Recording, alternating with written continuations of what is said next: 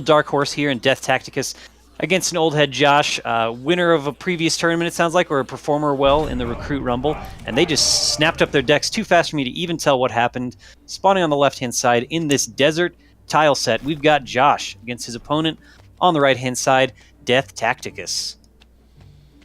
Ooh, a desert map. Haven't seen this one yet. These ones, they're just all so cool. There's kind of like, this is the straight-up desert theme, and then there's also this kind of like greenish desert theme. It's really awesome. I think this was an excellent addition. So taking a look at these decks, DeathTacticus, this is the dream deck for Andy Schatz. He would be happy to see this. On some of his balance streams, he's talked about how he thinks that what they'd like the game to be is about 2 tier 1 units, 2 tier 2 units, a tier 3, and a structure. So Death is pretty darn close to that, taking Squirrels, Pigeons, Cams, Fox, and then 2 structures. Yeah, and on the other side, just some skunks. Yeah. Should be neat. I think that'll lend itself to a little bit more of a defensive game. At the same time, he's taken Fox, which is kind of like... Fox is something that just doesn't necessarily do well into the late game. You want to try to get it out somewhat early and just poke it down, and he's making his way across the map with 2 squirrels right now. You hardly ever see these early squirrel pushes. What do you think about them in general? Usually to do damage with squirrels, you need at least 3 to kill a farm. But by that time, and by the time you've walked across the map, you're not really going to have a timing, which is why we usually don't see those squirrels. Ooh. That squirrel was just hiding in those little bushes right there. You couldn't even like tell. And Josh kind of, I guess, gets two squirrels for 1 squirrel. So, you know, miniature trade, but those things are always good. Does Death know about these campfires by his base? Yeah, I'd like to see him like snag one of those 2 campfires, because they're in pretty easily defensible positions, especially that one along the right side. It's good that you mentioned that little grass, because I was confused what was happening there. I saw 1 squirrel taking on 2 and was wondering why it was winning, but that little... It was hiding, yeah. It was hiding in the bushes. So we've got some stealth, some special tactics coming out of TNT Josh. Some excellent map positioning that I'm sure was unintentional. So he's going to try to make magic happen again in the little mini engagement.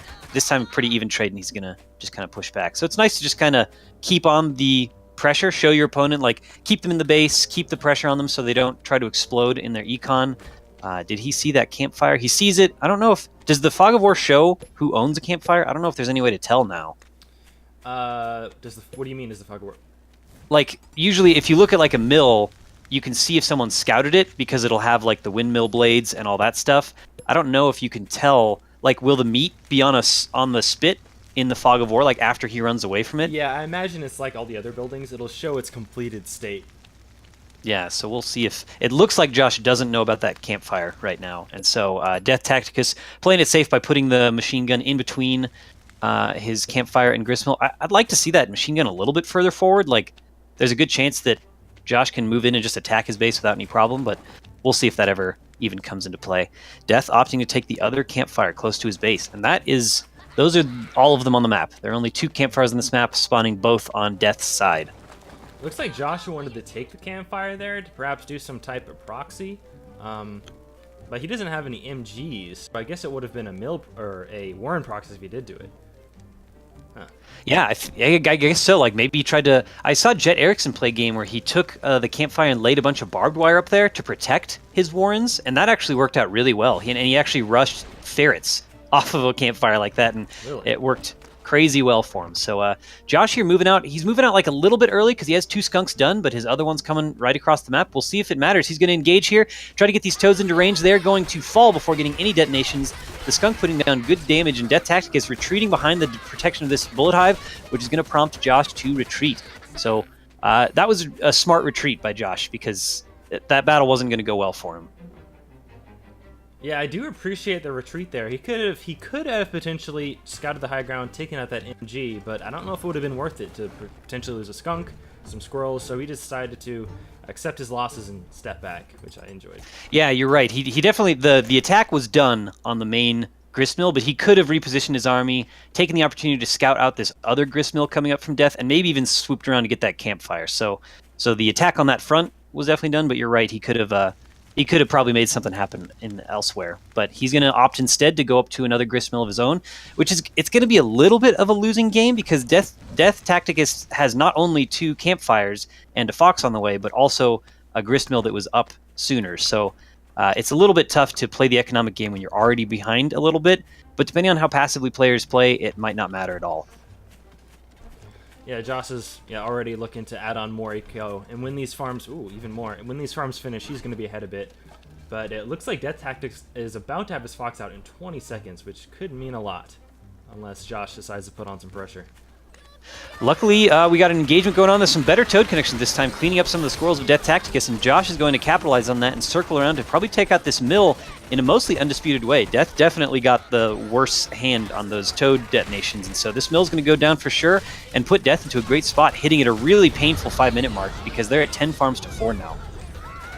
So this Fox now poking out things. The Owl is an excellent unit to have when you are against a Fox now because it'll take so many shots on those mice. And these Skunks putting down some great smoke. So Josh is playing these engagements really well because he maybe could have pushed that, but it was really good just to go home and sit on his 11 farm to 3 advantage now. Yeah, Death is really going to have to use his Fox here now to do some damage to get him back in this game. He is down 11 farms to 3 at this point, and they're about to fallow out, and all he'll have is those campfires. So he'll have to use that Fox as much as possible. But with that Owl, he's going to be able to use his mice to most likely tank any shot that comes from it. Yeah, I couldn't agree more. And like now that the Owl has the buff, we got an engagement coming in here. Those chameleons are going to get nuked a little bit by those frogs. The squirrels putting down some really decent damage. That Owl on the front line's not taking much damage. There's no Owl bomb, so I would like to see him be pretty careful with that because there's really no point to losing your Owl now. You definitely want to keep it safe. He does so, gets the upper hand on that, takes out the Fox, and Josh is sitting pretty for this game 1. I'm really appreciating Josh's patience right now. His backup when he, wasn't comfortable with that MG on the high ground, when he backed up after destroying that first mill on the right, and now from that fight there, he's just, as you said before, if you're ahead, get more ahead, and I really enjoy his patience right now. He's showing some really solid play, and that's definitely a really frustrating playstyle to play against, especially in a tournament format where you just make your opponent tap out rather than ever winning the game, and that can be just really demoralizing. And so we'll see if those kinds of mind games come into play. I mean, it's a safe way to play anyways. He's going to push forward. These mice are definitely going to be taking some shots. It looks like, look at all those mice! That buff showing its power right here with these, that was at least 9 or 10 mice right there, so that was not previously possible before. He's going to push through, and there's nothing Tacticus can do with that Fox getting cornered and taking out again. This is about all she wrote, and DeathTacticus is going to tap out of game 1. So, super solid play all the way throughout for TNT Josh. That was really cool to see. Really decent action. He put on some early pressure to show, like, hey, I'm not just going to sit back and turtle at my base, but then kind of secretly that was his plan all along, to get that Owl out. The Owl came out at a great time for DeathTacticus' Fox, because that Fox just wasn't able to really get any value, and just some really solid, patient, well-timed pushes out of TNT Josh. So as we hop into game number 2, we'll look to see what kinds of modifications, if any, DeathTacticus makes to his build. If he predicts that Josh is going to go with the same deck, I would expect him to probably switch out that Fox, because it just didn't pan out that well, and Fox usually doesn't against an Owl player if they're able to get it out. Like Fox, against an Owl player, Fox really seems to shine in its rush form. So you kind of need to get that Fox out super early. You can't just do a kind of standard tier 3 timing and expect it to succeed. So TNT Josh going for pretty much the same deck. So I guess swapping the Skunks for Falcons instead, but sticking with the Owls, getting Mines instead of Barbed Wire. And we'll see. So DeathTacticus going to opt for the Boar. So looks like he might be playing a little bit into this predicted Owl play, trying to clear things out with the Boar. Hopping into game number 2 right now, we've got Josh spawning in the bottom left-hand area. His opponent in the noon position, DeathTacticus. Yeah, the Fox isn't as immediate win as it used to be because of her reduced attack timing. So now you can't apply as much DPS as you could in the beginning by picking off tier 1s and just being annoying. Now you really have to commit. You gotta use the shots smartly instead of just spamming it everywhere. Yeah, you can't get your Fox, you can't just run your Fox like right up to your opponent's grist mills, shoot something, and then run away under the enemy fire of a bunch of squirrels. The Fox now has a very small delay when she takes a shot, And so usually against any kind of ranged unit, that's enough for them to really poke her down. Her health also got nerfed, right? Isn't she like at 24, 25 health now? She is at 25, down from 35. Yep, so Fox is definitely got to be sneaky, which I think it makes sense, like, farmers back in the day, foxes would come and steal their chickens, and it's not that hard to kill a fox, but it's really hard to catch a fox. And so I think that 35 health was maybe a bit too much, because there's so many foxes running away with just like 1 health, even before this root and shot patch change. So both players hopping up to 3 squirrels. DeathTacticus, both players also hopping up to 8 farms. So super standard play right now. We see, both players kind of sitting back. They're at really far rush distances right now. So I would expect this game to kind of naturally be a little bit more slow paced. This is kind of like a classic RTS map, because both players kind of have a really easily accessible natural expansion right outside their base that doesn't affect their ability to defend. So like Josh has that one just north of his base, and then DeathTacticus has his out to the left. So this is a really classic RTS map so far. The map is actually fairly lacking in gristmills. There's only 4 total. So really, I think the main point of engagements will probably happen right here in the middle, south of DeathTacticus' expansion. And if he does take this little point here, he's going to stop Josh from taking his second expo, which... yeah, Josh will really need to apply aggression early on, just so Death does not take this middle ground here.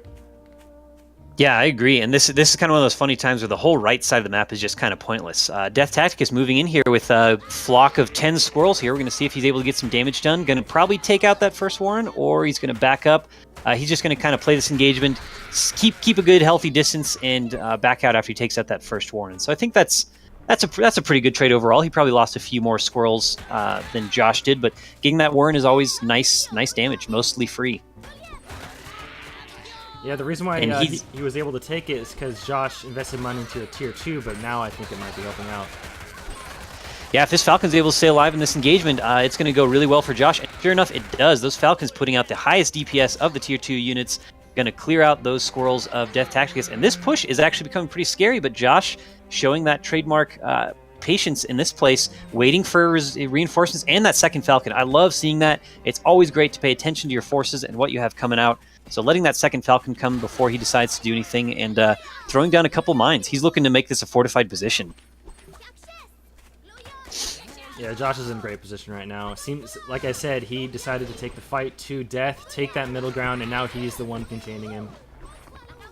And so I think this mill take here from Josh is going to be, my prediction is it's mostly as a health sponge. So if an engagement happens around this mill, it's pretty hard to get your units to focus on the right things. And so oftentimes these mills have so much health that they're just going to end up shooting at it. And sure enough, we see every shot on the mill is not a shot on your units. And so Josh is going to push in here and get some good damage done, but he's going to pull back to his safe position in the mill and let people kind of poke away at it as he decides to engage and re-engage over and over. So keeping these Falcons alive is going to be vital to the strategy here of Josh making this push. So we're seeing lots of back and forth. Josh is even reinforcing. He's putting some Warrens right here. So this for sure kind of a, I don't want to call it an all-in play because the Warren is only 60 food, but the mill is only 60 food. But by putting these Warrens down, he's definitely hoping to keep this position and try to win the game off the back of it. Yeah, I like these Warrens behind his mill to reinforce a bit quicker. Yeah, so he's gonna move in. He's gonna be sitting in a pretty good position for this. DeathTacticus has 2 Falcons of his own, but one of them is gonna go down pretty quickly, and the Squirrel Force overall is just gonna be way in favor of Josh. And it's looking like he's gonna take game number 2 here in pretty commanding style. Though he did just lose his commander, in this case, it's not gonna affect him too much because DeathTacticus has nothing to fight with, and he's just pulling back. In this case, he probably just can't see DeathTacticus' base, but that retreat is pretty unnecessary. So he's playing it extra safe. He's going to run in here, see that there's not too much in his way, and I hope we're going to see him just kind of run on in right now and finish out this game because he's pretty much got it in the bag. Sitting only 4 farms to 3, and granted Death has taken that expansion, so if for some reason Josh doesn't end the game right here, which he's going to do, so it's not going to matter. Good game. Josh winning it 2-0. I would Or have not. liked to have seen DeathTacticus not push out so early. He should have probably stayed behind his Warrens and his MG that he had up at the time, because he definitely had a smaller amount of units. Perhaps even try to get a Boar out would have been his last-ditch effort, but no, fortunately we didn't see that. Yeah, taking that engagement when Josh had his first Falcon out was definitely the kind of linchpin to the success of Josh's later pushes, because that, I mean, Falcons are just no joke. I mean, I think a lot of people kind of look at him and think that they're